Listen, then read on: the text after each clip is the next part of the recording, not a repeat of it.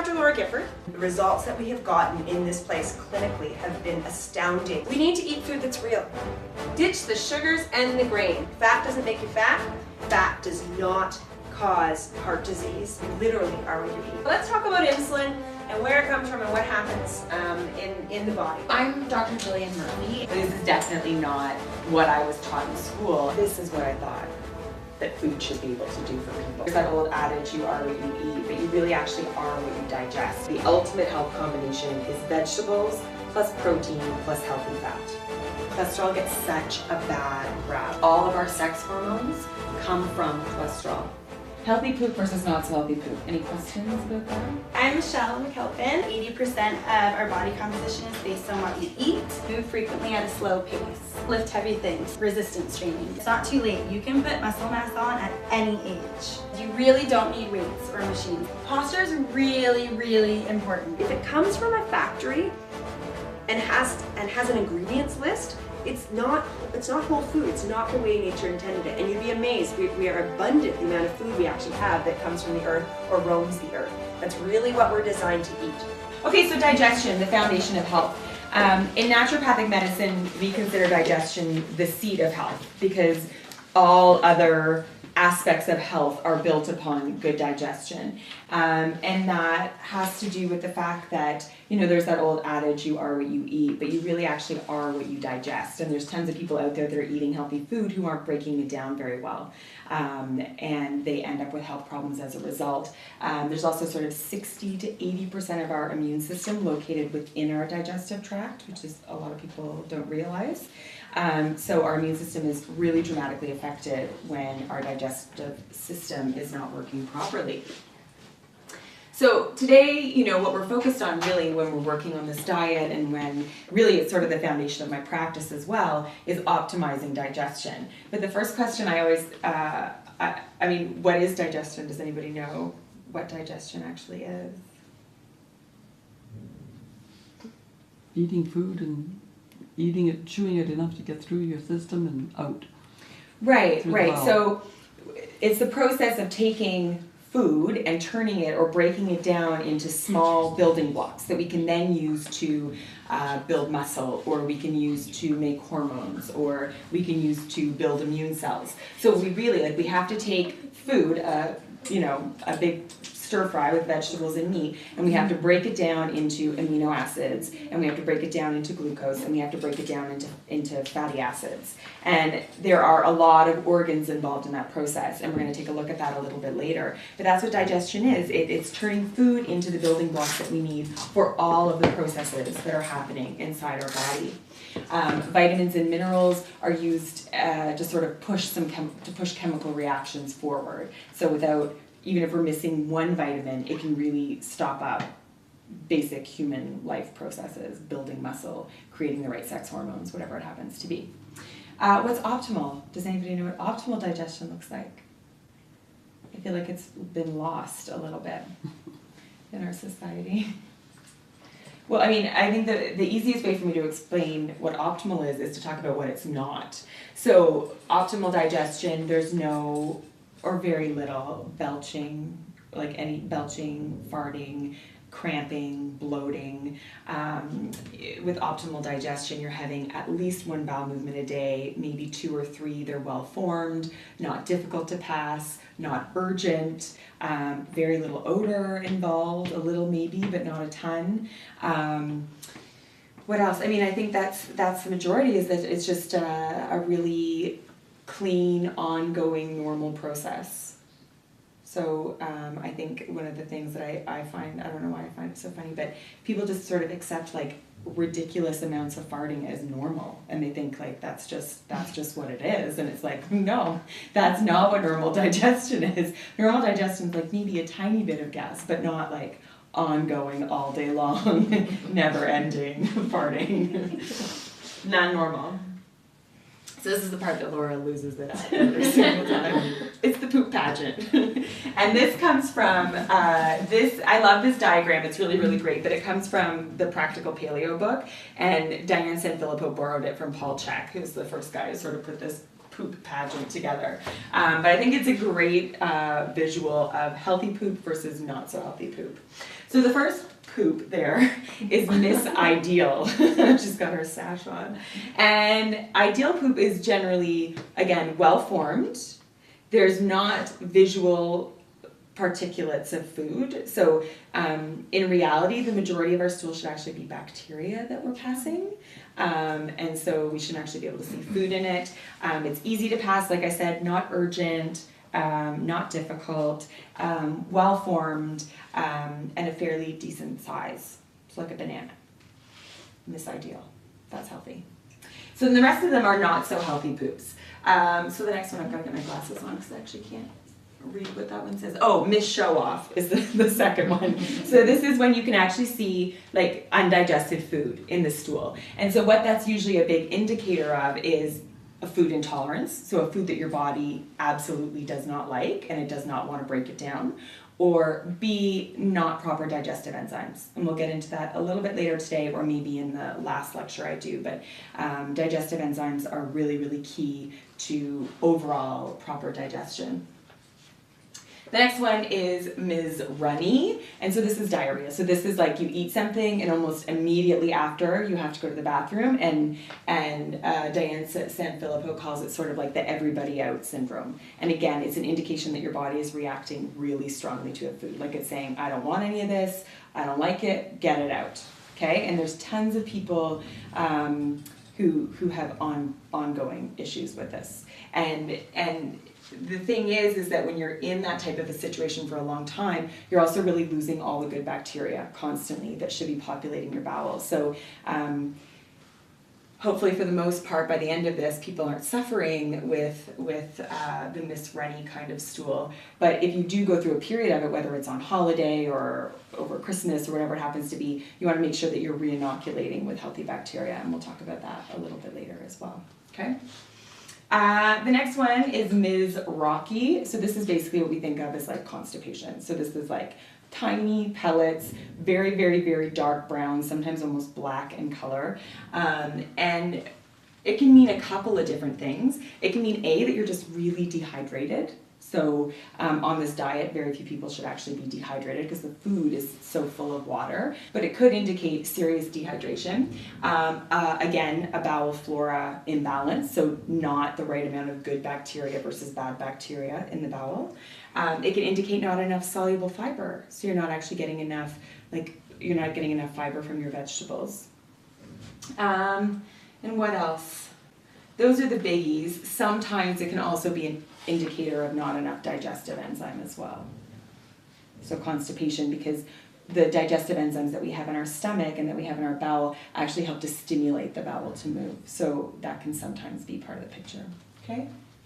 The next one is this big one here, Ms. Muscles, and that's generally like dark stool, like really, really large amounts of dark stool that can be difficult to pass.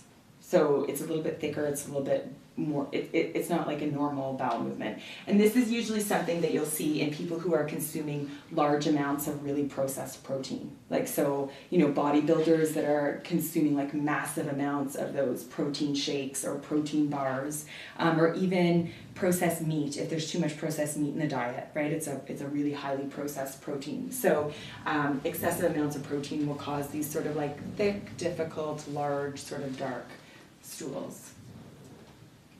The next one's really gross. I can't remember what she calls it. I can't read it.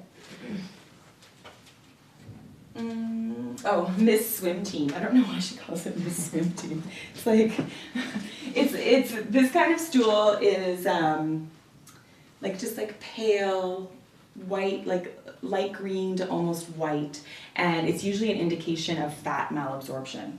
So when people aren't absorbing fat and they're actually, instead of absorbing and using fat properly, it's all coming out in the stool. Stool tends to be really light, pale, light green. So it's a fat malabsorption. So it could be an indication that your liver or gallbladder is not really functioning properly, because the liver and gallbladder make bile to help us break down fat and absorb it.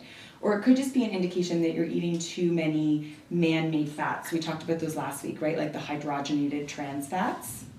So those are man-made, they're not sort of natural fat states.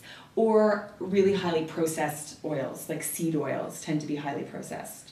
And I've had a few people even this week like who've been paleo and things have gone really well, and then when we do the reintroduction, it's actually the seed oil that seems to be the hardest for them to break down, which is, it's just been all this week, I haven't really seen that very often, but seed oils can cause that fat malabsorption syndrome as well. And then the last one is Ms. Toxic. So this is like very, very dark brown, almost black, super offensive odor, and this is usually linked to a diet of highly processed food, like we're talking McDonald's all the time, pop, tons of alcohol, smoking. This is like hangover situation, right? Ms. Toxic. So healthy poop versus not so healthy poop. Any questions about that? No? No questions? If anybody wants it, like I said, it's in the Practical Paleo book, but it's really, if you want to have it on hand, it's a really good, infogram, and kids love it. It's a great way to show kids if they're eating the right things or not. So like I said, there's a ton of organs actually involved in digestion. It's an open tube, like I don't think many people really think about that. Like it's open at your mouth and it's open at your rectum, and the tube is open. It's an open-ended tube. And then there are organs associated: liver, gallbladder, pancreas, and then the different parts of the large intestine. But where does digestion really start? In your mouth. In your mouth. For carbohydrates, it starts in more ways than one. So with carbohydrates, we actually secrete an enzyme in our saliva that helps us to start the breakdown of carbohydrates. Protein and fat, not so much. But that physical part of digestion starts in the mouth when we're chewing and breaking down food. And a lot of people forget that part. You know, we tend to eat on the run, we eat on the go, we eat in not very relaxed states, and the majority of people aren't actually even just chewing their food properly as the first step of digestion. So something to keep in mind. Then there's the esophagus, which transports food from our mouth into our stomach.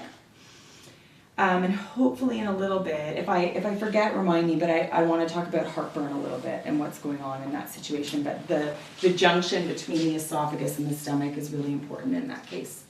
So the esophagus leads into the stomach. And then we have the liver, gallbladder, feeding into the stomach. And like I said, it's feeding bile, which is what helps us to break down fats and to absorb them. The liver makes the bile, the gallbladder stores it, and then secretes it into the stomach. Then our food goes into the, through this duodenum into our small intestine. And the small intestine is where the majority of our absorption happens, like basically all of it. So the large intestine is not really involved in vitamin, mineral, fat absorption, protein building block absorption at all. It's all happening in the small intestine.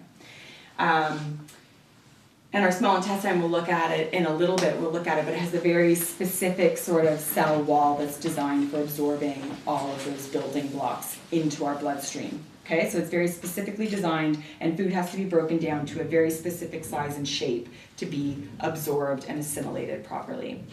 And then we have the large intestine, and that's where sort of like the rest of it goes. It's where there's there tends to be a lot of bacteria in our large intestine, and it will work on anything that we haven't broken down and absorbed properly. So again, you can see why there would be increased gas when you're eating food that you're not digesting properly, because it's getting through to the large intestine. There's all those bacteria there. They're working on this food that's not broken down properly, and it creates gas in the process of working. That's what bacteria does. So what the large intestine is really responsible for doing is sort of controlling the water balance in our stool. So if there's a lot of water in the stool when it gets there, the large intestine works to absorb water. If there's not enough, it should work to secrete water. And that's a preservation thing for us, right? Like it helps us to control how much water is in our body. It helps us to control how much water is in the stool. If we need to preserve water, like in a dehydrated state, then it will pull water, so we don't let go of fluids that we need. So you end up constipated when you're dehydrated, right? And that's a really functional thing. But like I said, there's lots of other reasons why we might be constipated that are not so functional.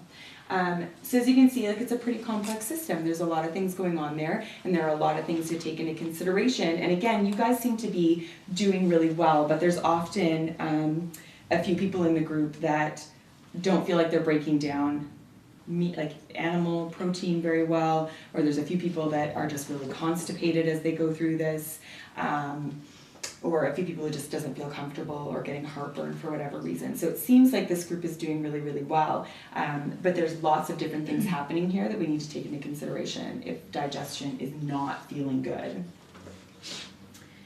So 5 steps to optimal digestion. A little word got erased there. 5 steps. So the first one is eliminate gut irritants, and that's basically what you guys are doing with your diet. So that's the major thing, is you're cutting out most of the foods that tend to irritate the bowel. And again, in a minute we're going to look at leaky gut syndrome, which is a syndrome that happens when the bowel is really irritated. So eliminating gut irritants means cutting out foods that are irritating. It also means that medications can be really irritating to the bowel. So for some people, where we just can't get the bowel issue under control, it's often a medication that they're taking. Caffeine is a bowel irritant. Alcohol is a major bowel irritant. Even smoking can really irritate the bowel. So there's a lot more involved to reducing irritants than just food. Stress is another thing. You know, we have our there's major emotional centers in the brain that are directly linked to our solar plexus of nerves that feeds our bowel. And so if we're consistently stressed out, I think as anyone knows, before exams or public speaking or whatever it is, it can really irritate our bowel as well, right? So eliminate gut irritants. You guys are doing sort of the biggest thing right now, but there are other things to consider if digestion is off. Number 2 is hydrate. So making sure we drink enough water, because that allows us the decisions as to how much fluid is left in our stool, right? Instead of our body having to desperately conserve or get rid, you know, it allows us to make that decision. How much water should we be drinking? Did we talk about this before? We didn't talk about this. 6 to 8 glasses. Well, that's like sort of the going recommendation, right? Is 8 glasses. And my answer is like, I don't know. I don't know how much water you should be drinking. You need to figure that out. And that's because for people who are eating a paleo diet, foods tend to be very water rich, right? A lot of the foods that you're eating have really high water content. And people who are on this diet will find that they actually don't get as thirsty, or they don't feel the need to drink as much water, and they're still really well hydrated. For people who are eating a lot of carbohydrate, you know, carbohydrates hold on to water. They pull water with them. And so when you're eating more carbohydrates, you tend to need to drink more water, which is why sometimes, like when people start this diet in the first few days, they like pee a lot and they feel like they lose a lot of weight in the first couple of days, and that's just water. Like it's just water weight that's going, because you're getting rid of the excess carbohydrate. So my main sort of rule of thumb is your urine should be sort of clear-ish, like pale yellow to clear. And if it's pale yellow to clear, you're getting enough water. And for some people, if you're exercising really heavily, you might need a bit more. And for others, you might need a little less. There are even, I mean, I can't even imagine this, but there's some people who are really hardcore paleo that say that they hardly have to drink water at all. But I don't know.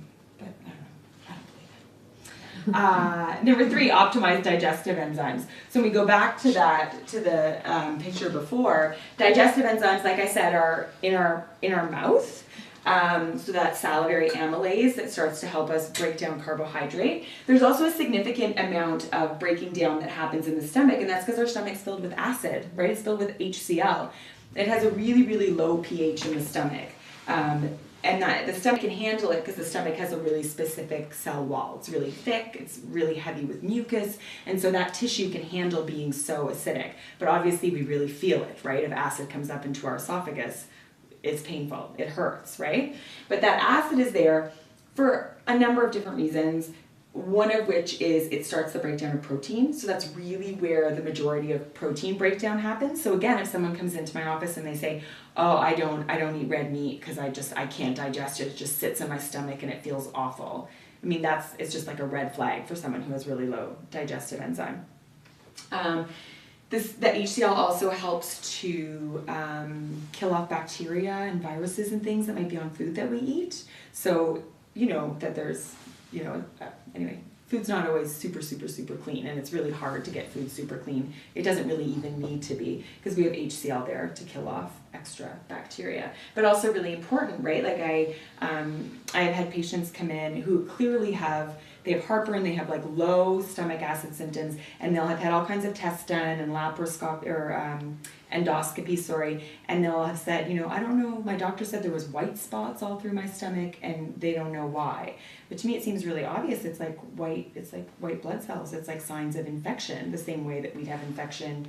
We get patches of pus or white cells anywhere we have infection, right? Low stomach acid means you're not fighting off bacteria and viruses, and there's patches of white cells because it's trying to fight it for you, you know?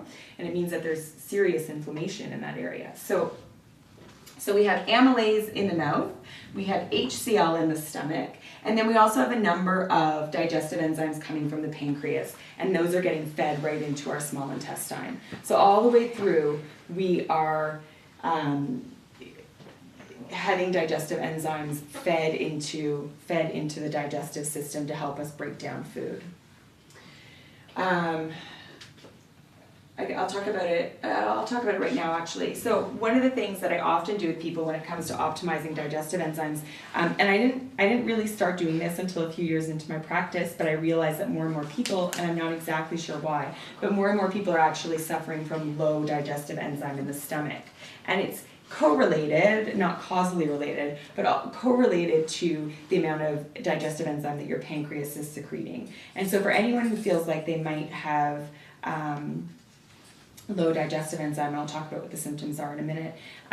If you feel like that's happening, there's a really, really simple test that I do. It takes 5 nights. We're just adding some HCl into the system and seeing how it reacts, and we can really quickly evaluate how much acid is in the stomach, and we also get a little bit of an idea of how the pancreas might be working as well. And that's really important, again, when you're consuming a diet like this, because there's a lot of protein involved, right? And you want to make sure that you're not just taking it in, that you're actually breaking it down, absorbing and assimilating it.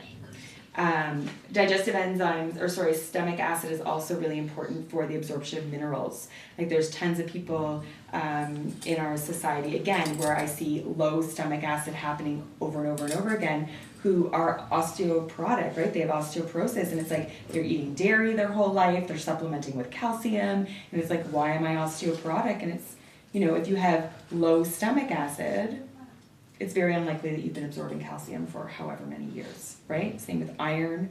For women especially, it's really important. You need that stomach acid to make sure that you're absorbing iron for your energy levels. So optimizing digestive enzymes is really, really, really important to make sure that the digestive system is functioning. So signs of low digestive enzyme. Again, the first red flag for me is people who say that they can't break down meat. Like if people are like, you know, yeah, meat doesn't sit well with me, or red meat in particular doesn't feel very good when I eat it, it's like a red flag for someone who has low digestive enzyme. The other thing is people who complain of heartburn, which I know is really counterintuitive, because in the conventional medical system, what is heartburn a sign of? Malformation of your baby. What's that? Well, according to my dad, Yeah. it's because his valve is like weird. Yeah, so that could be it. But for most people, what they're saying is it's hyperacidity. So they're saying you have too much acid in your stomach, and people are put on medications to reduce their stomach acid, things like Tums, Zantac, like all kinds of different medications to reduce the acidity in the stomach. So what they're saying is, you have heartburn, you have too much acid, let's kill the acid or kill the acid production. And that's the thought process behind it. In naturopathic medicine, the way we look at it is, you have digestive enzymes for a reason. They're supposed to be there. The stomach is supposed to be very acidic. But the issue is, like you're saying, is with that junction between the esophagus, if you go back here, it's the junction between the esophagus and the stomach. So there's a sphincter. A sphincter is a muscle that closes itself. So there's a sphincter between the esophagus and the stomach, and it should stay tightly closed. And the impetus or motivation for that muscle to stay tightly closed is the presence of acid on the underside of it. So it's like, oh, there's acid here, I gotta stay tightly closed. And so what happens is, when acidity levels drop for whatever reason, because of eating foods that don't agree with you, eating too much sugar, being stressed out. Stress is a major cause of reducing stomach acid. Aging, just part of the aging process, we lose stomach acid levels. When acidity in the stomach drops, that sphincter just opens just a little bit. It just gets just a little bit loose. And then when you lie down, heartburn immediately. Another sort of red flag, or like, and this is just more clinical, I haven't read this anywhere, but people who describe a feeling of a pit for whatever reason. As soon as someone says, and I see it over and over and over again, I feel a pit right here, it's like for sure they have almost no stomach acid. And they'll often complain of it in the night, so after prolonged periods of lying down. And again, not a hyperacidity problem, it's a hypo, so a low acidity issue. And again, the issue with the way that the medical community deals with it is A, it doesn't always work, because the medications don't always take care of all the acid, so whatever acid is there can come up. And B, it really stops this digestive process, right? It's the beginning of protein digestion. How many 75-year-olds do you know who can eat a steak? None. They can't eat it because they can't break it down. So we need to keep HCl up. We need to keep it working. It keeps us from absorbing minerals. Like I said, calcium and iron are the two biggies that we really need. We really need digestive enzymes for. It's funny, right? Because Tums now will have, calcium added, and it's like, but in killing the stomach acid, you can't absorb the calcium. So it's like the silliest marketing thing ever. But people take it all the time, and they think they're getting their calcium. Yeah. Does that work the same with if you have reflux? Yeah. Mm-hmm. Yeah, often. Not always, but often. Like, I'd say if I run the test 10 times, 9 times out of 10, it's a low acidity problem. So if I take medication for reflux, I'm killing the acid in my stomach. Yeah. Mm-hmm. We can talk more about it. Like, and if you want to go through that test, you just have to be off the medication for like a day. And then people get really scared. But if it is a low acidity problem, just doing the test itself will alleviate discomfort. Some people will say, I can be off it, but after 2 days it gets so out of control. It's hard to breathe even sometimes, Mm-hmm. And it depends. Like, we'll have to talk about what kind of medication, because there's certain medications that have a much bigger, they have like a rebound effect, like proton pump inhibitors. There's like a rebound effect. So it kills your acid. If you go off it, it's like whoosh. So you actually do have hyperacidity for a few days, or sometimes a few weeks before it settles down. So it depends on the situation, but it's a really good thing to look into, because there are tons of people that have gone through this clinic, tons of people that have gone through this challenge who were on reflux medications for years who are off them. So eliminate gut irritants, hydrate, and optimize digestive enzymes. And like I said, often if the stomach acid is low, there's a relationship with the pancreatic enzymes as well.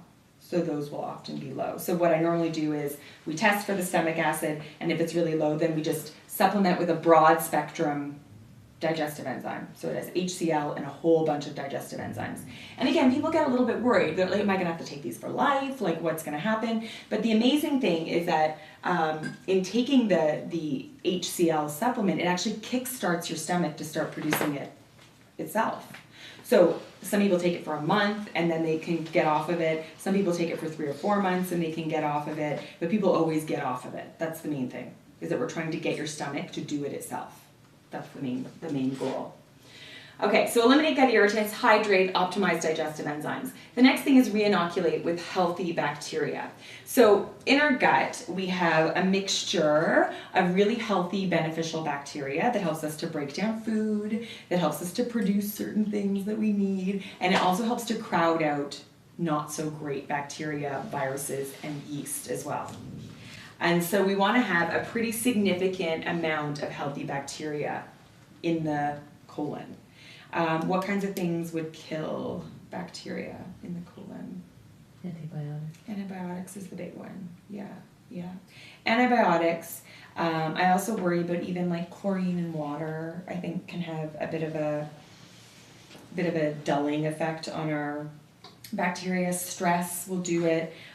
Eating foods that don't agree with us, things that we're intolerant to, will do it. And then obviously if you get food poisoning or something, that can really do a number on your, or the flu even, can do a number on your digestive system. So if you have any kind of a period of really big digestive upset, it's a good idea to re-inoculate with healthy bacteria. Depending on the situation, like people ask all the time, you know, because I often do probiotics, is what I use. And people say, well, you know, I eat yogurt, so that has probiotics in it, is that enough? Sometimes it is. If someone has like a really major health condition, it's usually not enough. Like especially if they have a digestive issue, it's usually not enough. But for the average person, yogurt and other fermented foods like sauerkraut, in this book there's a whole chapter on sort of fermented vegetables, kimchi, kefir, there's a wide range. Kombucha is that fermented tea. Have any of you had it? It's really good. So there's all kinds of fermented foods on the market that can help to increase your healthy bacteria. But yeah, sometimes you just have to go for the probiotic, like the capsule form. And I often recommend it because, again, remember that sort of 60 to 80% of your immune system is in your digestive tract. It's a great thing to do as part of your like flu prevention in the fall. Like even if you just if you think everything's working great and you don't really need supplements, it's a really good thing to add into your sort of cold and flu prevention in the fall. Just do it for a month or two every year. And then number 5, manage stress. So we have 2 sort of systems that are at work in our body at any given time. One or the other is at work. And one of them is sympathetic. That's our like fight or flight stress response. And then the other system is the parasympathetic system, and that's often referred to as our rest and digest system. And they can't both be on at once. So it's one or the other. And if you are in an emotional conversation, if you are eating in your car, if you are eating on the run, you are most likely in that sympathetic fight or flight. And obviously if you're in fight or flight, digestion's not really that important, right? It's like fight or get away. That's what's important. All the blood is flowing away from your stomach to your muscles and to your heart. If you want to really break down your food properly, you really need to be in rest and digest. There are tons of people who are rarely in rest and digest over the course of a day, right? So it's really important, again, trying to sit down when you eat, not in your car, reduce the distractions. If things get really emotional at the dinner table, like just stop eating until you sort things out and then start again. Chewing slowly, chewing well, those are all really key parts of this, right? Because as soon as we get into fight or flight, we're not digesting anymore. We're not breaking it down. The blood flow's not there, and it can't happen. Okay? So 5 semi-simple things, sort of simple things, to help optimize digestion. Any questions about any of that? Just a question. What, like if you're saying that it's better to be relaxed when you eat, Yeah. is taking a nap after you eat a good plan, or is that not? It's more about the state that you're in. Like you shouldn't feel the need to have a sleep after you eat. It's more just about there are certain hormones produced when you feel stressed, exacerbated, wired, and there are certain hormones that are produced when you just feel like, relaxed.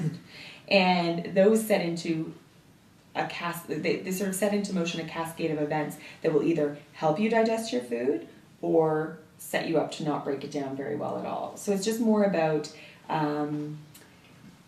definitely like for a little while after you eat, you can't just eat and then get really, really stressed and think it's going to be fine, but it's really more about just sort of how you go into eating.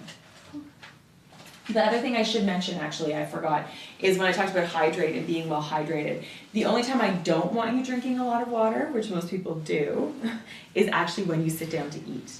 So a lot of people won't drink water all day, and then they sit down to eat and they guzzle 2 or 3 glasses because they have to get their water in. But again, when we're talking about optimizing digestive enzymes, if you drink 2 or 3 glasses of water right before you start to eat, it totally dilutes the digestive enzymes that you have in your stomach. So the only time I don't want you guzzling water is right before you eat. So drink in between. You can sip at meals, no big deal. But lots of people will sit down and get all of their water intake in, right before they eat. And that can affect digestion as well. What if you have no gallbladder? Then a digestive enzyme really helps. Because it just really helps with that. Lipase will really help with the breakdown of fat, because that's what's really missing, right? You're missing that bile to help break down the fat. But fat is really important, right? So an ongoing digestive enzyme will really help with that. Yeah. So leaky gut, has anybody heard of leaky gut? I feel like it's kind of gaining more awareness, popularity. Again, like medical doctors will say it doesn't exist, but I've seen it over and over and over again. Like I've seen it enough times to say that I absolutely wholeheartedly believe that it exists. And so basically what is it? It's a situation where, I talked about this, I touched on it briefly, where that very specific sort of beautiful wall of the small intestine that's designed to absorb vitamins and minerals and glucose and fatty acids and amino acids and deliver them into our bloodstream for use gets damaged. So you can see here, this is what the cell wall, I mean it sort of goes bigger, but the cell wall is basically a series of cells that are really, really tightly packed. And they have attachments between them called desmosomes. And then on the very top of them, they have these little finger-like projections that are designed for absorbing. And so we have this wall of these really tightly packed cells. And basically, the only way for broken down food to get from the lining of your digestive system into your blood is to adhere to a receptor on those cells and then to pass through the cell into the bloodstream. So it has to be a specific, it's like a key and a keyhole. It has to be a specific size, it has to be a specific shape, like it has to be an amino acid to bind to the receptor. That's okay. Or it has to be glucose to bind to a receptor. Okay, so it has to be a very specific size, a very specific shape. And then it gets into the bloodstream and it gets delivered where it needs to go. So the problem happens when we're eating foods that don't agree with us, when we're stressed out, when our digestive enzymes aren't right. And this lining, this wall of the small intestine gets irritated. And when it gets irritated, the cells pull apart. So those nice tight junctions break apart. They get loose, and what happens is, it's like there's little holes, hence the term leaky gut. It's like there's little holes in between the cells. And instead of, only broken down food of a specific size and shape being able to pass through, kind of anything can pass through. So partly broken down carbohydrate can get through, and partly broken down protein can get through, and partly broken down fat can get through, because it doesn't have to fit in that keyhole anymore, right? It doesn't have to be a specific size, it doesn't have to be a specific shape, because it's just like passing in between the cells. And so what happens then is those things get into our blood, but our immune system doesn't recognize them as good for us. They look the same way to the immune system that a bacteria or an unhealthy virus or a fungus would look in the blood. It's like, I don't know what this is not self, it's not something I recognize, and so the immune system starts to react. And so this is the link between an unhealthy digestive system and aching joints and muscles, or a thyroid that's not working, or people who are having weird blackout situations. It's like all of those weird symptoms that start to become a part of an unhealthy digestive system. It's all really related to an immune system that's overreacting to food. But food in the blood that shouldn't be there, and food that's not usable. Headaches, people who have chronic headaches or migraines that's coming from the digestive system. Skin issues, same thing. People get hives. I don't even know what percentage of my practice is people who have constant hives. Hives are an immune response, and we fix the digestive system and the hives go away because it's an immune issue, but it's 100% related to the health of the digestive system. So that's what leaky gut is. How does it affect health? It affects anything and everything. Like I've had people who have scintillations, like weird things that I actually am a little bit worried that it's neurological, like I don't want to miss the boat on this because it's a little bit weird and crazy. And then 6 months down the road, I'm like, hey, what about those weird scintillations? And it's like, oh yeah, they're gone. Like things they've had for years, like numbness, tingling, crazy things that will just be gone. Again, recurrent hives, people who have, like if you have seasonal allergies that are getting worse every year, tons of people who didn't have seasonal allergies and then in their 30s they develop seasonal allergies, totally related to this. And it will clear up, like it will get better. If you heal the digestive system properly, your roof of your mouth will stop itching, you know? Like it's crazy, but totally true. So that's leaky gut, that's what it is. And it, like I said, it can affect your health in like a ton of different ways. And obviously, for people who are predisposed to autoimmune disorders, this can really feed that, right? Lupus, ulcerative colitis, Crohn's, all of those autoimmune disorders, like for sure those people have, they're predisposed to it genetically, but this will make it much, much, much, much, much worse. Okay? Causes of leaky gut, like I said, gut irritants, medications, stress, poor enzyme function, chronic inflammation, and more.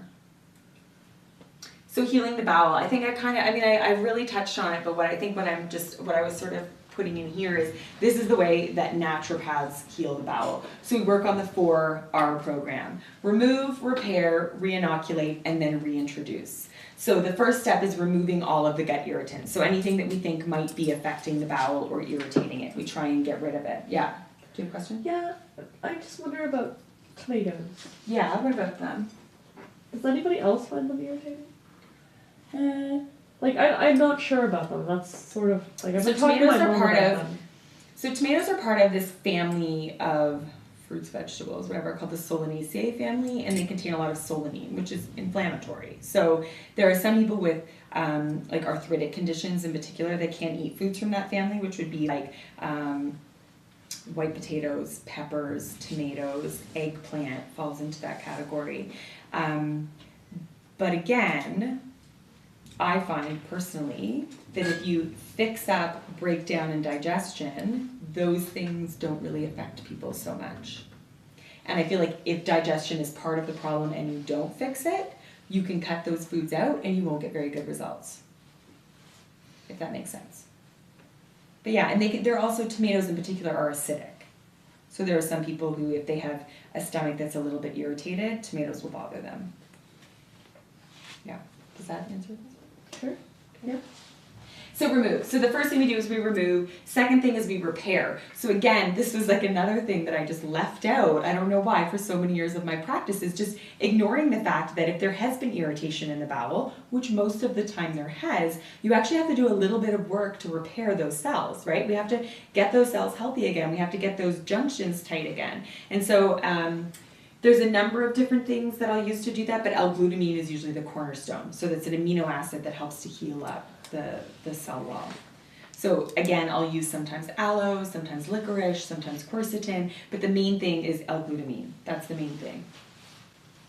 Reinoculate. So reinoculating with healthy bacteria, but I also, reinoculating with digestive enzymes sometimes too. So making sure that there's plenty of those good things in our system that we need to break down food. And then finally is reintroduce. So Laura sort of alluded to it tonight that, we are all sort of biologically slightly different, and so I think it's really good, although not all people want to do it when they start feeling good, but I think it is a really important part of the puzzle to bring some foods back and start to see which ones are the most bothersome. So is it, for some people we have to totally cut out all grains and all dairy, and sometimes even eggs, sometimes even nuts, like depending on how bad it is.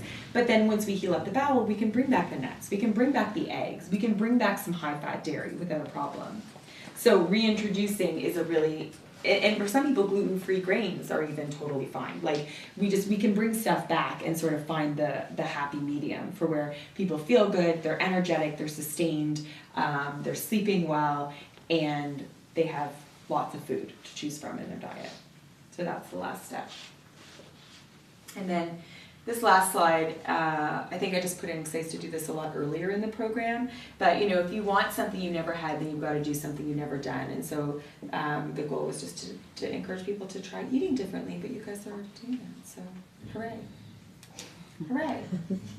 But also, you know, it is a bit of a leap for some people to think, like some people just get like downright angry in appointments with me when I suggest that their heartburn might be low acid, not high acid, like angry and upset. So again, if you want to get a different result, sometimes you have to try a different approach and just be open to that. And that's it. Anybody have questions?